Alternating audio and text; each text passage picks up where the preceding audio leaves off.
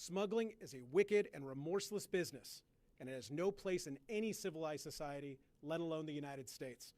And the Southern District of Texas will do whatever it takes to eradicate this industry once and for all, and to put those responsible in prison for as long as the law allows.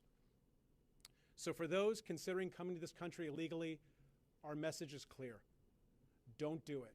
Don't put your life or safety or those of your loved ones into the hands of the cartel. They do not care if you or your children have access to food, water, or even air to breathe.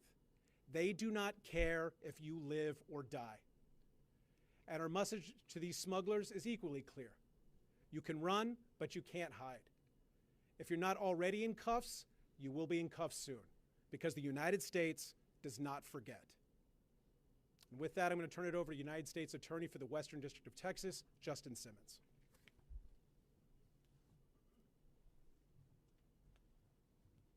Thank you all for being here today.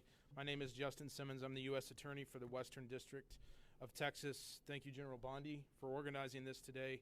Also want to thank President Trump for the encouragement and the motivation he's given all of us to take down these alien smuggling organizations and the cartels that they work with.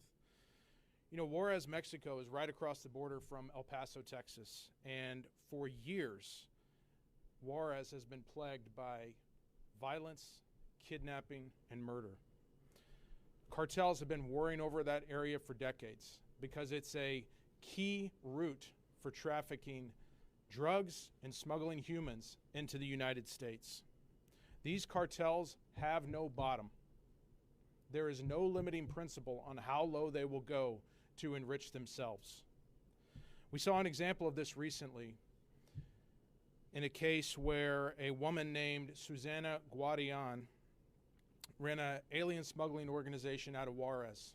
She worked with her husband Daniel, her daughter Diane, and Diane's husband Manuel Valenzuela to smuggle children from Mexico into the United States. Basically what she would do was contact U.S. drivers who would come across and pick up these children and then take them back across the border. Prior to being picked up, Susana would prep these children by sometimes telling them what to say when they got to the POE, the port of entry, or a checkpoint. Other times she would give them THC gummies, as General Bondi said, to calm them and keep them compliant throughout the process. In this particular case, the children that were given the THC gummies were 12, 9, 3, and 2. When CBP recognized when they were trying to cross with this group of children that something wasn't right, they saw it, they realized those children needed some kind of medical treatment. They got a couple of them to the hospital to receive that treatment. They were later diagnosed with THC poisoning. As U.S. Attorney Ganji said, as General Bondi said, these cartels, these organizations do not care about you or your children when moving them across the border. So we're really happy that we were able to get arrest warrants this weekend and get at least two of these individuals, Diane and Manuel Valenzuela, off the street. The two other individuals, Susana and Daniel Guadian, are still at large, but we will do everything we can to bring them to justice as well.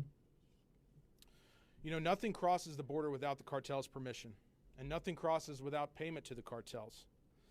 These cartels see children just like they see a kilo of Coke. Dollar signs. That's all they see. They care nothing about their well-being. Additionally, these organizations often use stash houses in American neighborhoods where they will put these aliens that they're smuggling across for days, weeks at a time. This endangers those neighborhoods, endangers those people who live in those areas, and it brings organized crime to Main Street USA. We will not have it. We will do everything we can to shut down these organizations because it hits the cartels where it counts, in their pocketbooks. That is all they care about, how much money they can make. And it makes America safer for Americans. It makes this place, this country, a place where you as an American can not just survive, but thrive. So that's what we're committed to. I want to thank our partners with Border Patrol, Customs and Border Protection, and HSI for their work on this case. I also want to thank Joint Task Force Alpha and their help putting this case and many other cases together. You know, in San Antonio earlier this year, we got life sentences on folks who had smuggled individuals in a tractor trailer into the United States. 54 individuals, 53 plus one unborn child, died in the back of that tractor trailer. So I'm really really thankful for Joint Task Force Alpha and the work they've been doing with us as well. We are on a mission to shut down these organizations and the cartels more broadly. In the Western District of Texas, this is what we do. Thank you very much. So lest you think this problem is just on the south border in Texas and Florida, I'd like to bring up U.S. Attorney Mike Drescher from the District of Vermont. Mike? Thank you. I want to thank you, Attorney General Bondi, for your remarks, and I want to thank you, U.S. Attorney Kehoe, for your hospitality hosting this event. I especially want to thank you, Attorney General Bondi, for bringing attention to the extraordinary work that the men and women of the United States Border Patrol and Homeland Security Investigations are doing in Swanton sector, the portion of the U.S.-Canada border that includes Vermont, northern New York, and New Hampshire.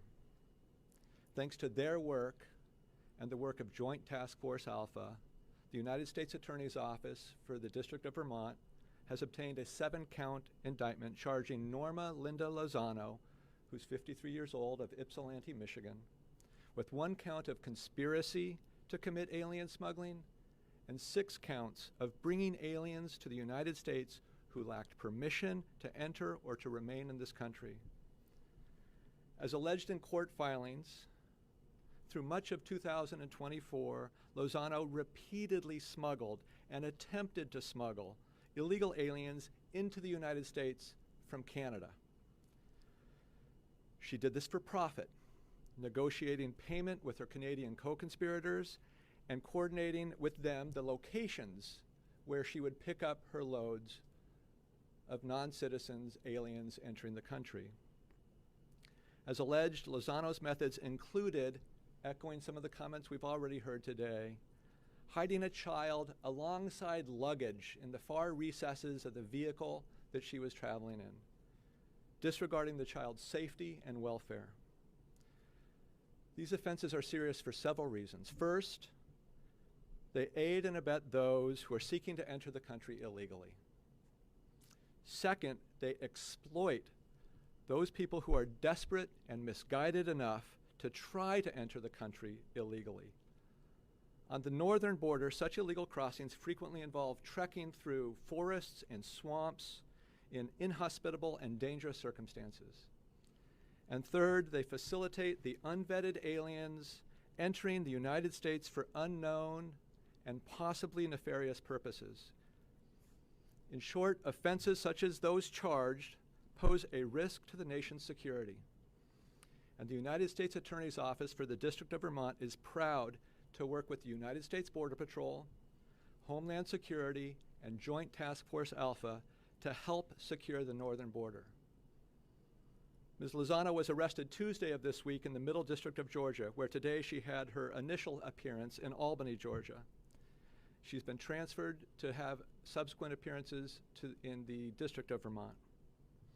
Last, I want to recognize the hard work of Assistant United States Attorneys Matthew Lasher and Michelle Ara, who, under the leadership of Jonathan Opart, the Chief of the Criminal Division for the District of Vermont, have teamed up with Task Force Alpha trial attorney Jenna Reed to seek to hold Lozano and others engaged in similar conduct responsible for these offenses. Thank you.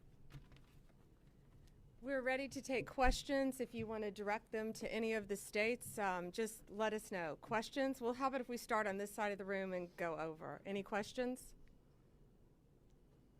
Are you seeing any connections between the cartels operating on the southern border that have been designated as transnational criminal organizations and the smuggling organizations in New York and Vermont? And then the second question for you, Attorney General, a judge ruled basically that the president's appointment that they asked you regarding that is illegal. Does that ruling affect your plans to send these institutions? First, to the National Guard, we will be following the law. We are appealing that ruling, and we plan on being successful in court. We anticipate very much being successful.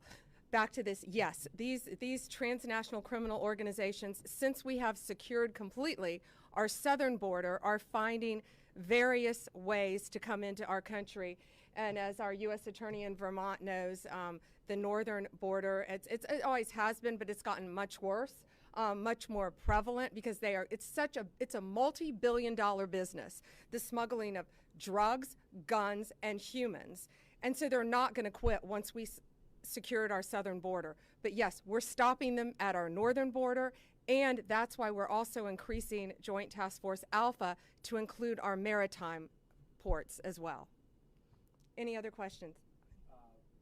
First for you, or unless you're going to do the Tampa part of it first, but Sure. when it comes to Tampa, do you have any idea as to why they set up shop here in Tampa? And then the other question about Tampa would just be, how much of this is going on right now? This seems like a pretty deep thing that was happening here. Can you just start throwing darts at a map and find these kinds of groups?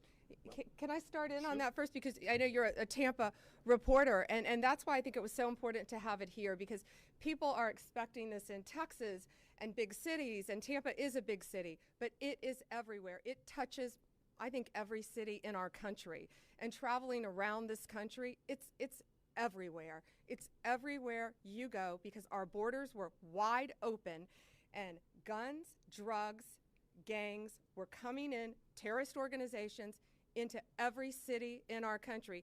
We arrested very recently, 20 minutes outside of our nation's capital, one of the top MS-13 members in the entire country. One of them was arrested also in Portland, Oregon. So it's very organized. They are spread throughout this country. And U.S. Attorney Kehoe, I'll let you take it from Tampa. With regard to Tampa, I mean, this has been going on for a significant period of time. Our investigation takes us back to at least 2021. And these people aren't some individuals or from far-off areas. They're from neighborhoods right here in Tampa, from addresses that you know, that you could pass in Publix or walk on the street. Why did they set up here? Because they were started up in 2021, operated undetected, and let's be perfectly honest, as General Bondi said, $18 million in an entity that was moving in a tremendous speed, but in a relatively short period of time. $7 million going through Zelle alone. So why did they come here? Because they lived here, they were here, they set up and did business here, and it was profitable. Were they availing themselves of different services, schools and parks? I mean, were they living otherwise ordinary lives? From all intents and purposes, I can't answer that question factually, and I don't want to mislead you, but I don't have any information to say that they weren't. I can't say that they were sending their children to local schools, but they were certainly living here and doing business here. Attorney General, if I can just ask you, now that you're seeing this from the inside, you obviously spent time in state government doing law enforcement. Now that you're seeing it from the federal level, how would you characterize what you've become aware of as terms of how much this is going on around the country? It seems like these cases are just a few of what you could highlight. And these were not coordinated arrests or extraditions. These are 4 that all happened in a week. And because the majority involved unaccompanied children in human smuggling, we wanted to highlight those and why we're expanding our task force. It's shocking being in the state of Florida, being a state prosecutor, but now on a national level and an international level, seeing the amount of human smuggling that goes on in child exploitation and the amount of drugs that freely flowed into our country for 4 years has truly been horrific, and we are doing everything in our power to stop it. And we're also meeting with our partners around the world to work hand in hand with them as well. Can you characterize how many more cases are happening in Tampa, Hillsborough County, Florida?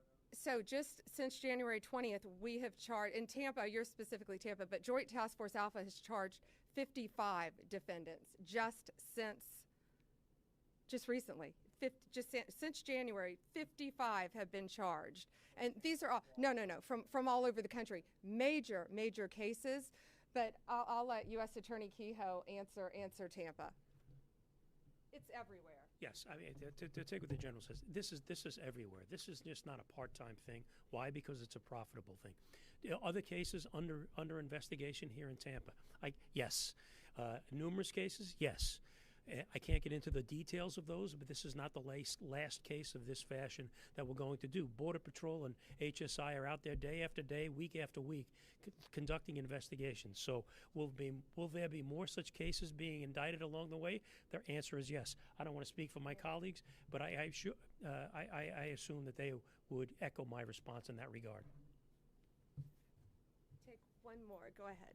Good afternoon to you all. So for the cartels that are successful in smuggling children over, what are they doing with them once they're successful in that? The children, they're either being trafficked. We've seen multiple cases of children being trafficked who have come across our borders, come into our country, and they're being put on planes by themselves.